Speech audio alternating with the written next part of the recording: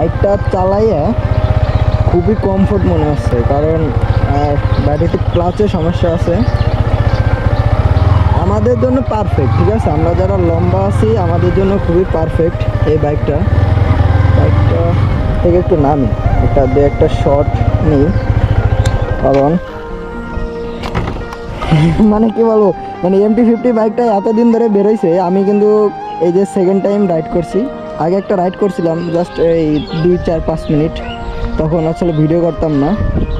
বাইকটা আমাদের খুবই ভালো লাগছে, কারণ হলো যে বাইকটা কমফোর্ট। আপনি মানে হাইটে যদি 5 ফুট 4 হন, তাও কিন্তু সিটিং পজিশনে কিন্তু বসে আপনি বাইকটা একদম ইজিলি রাইড করতে পারবেন।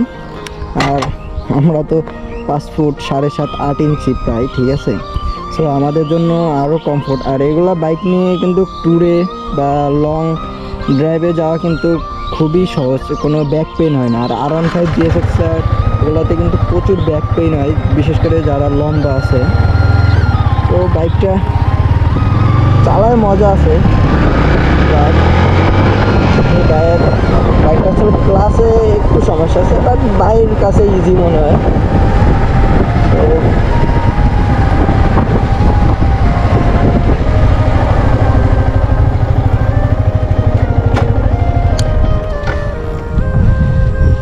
ভিডিও করা হচ্ছে, ফ্রেন্ডরা ভিডিও করতেছে, আর এই যে বড় ভাই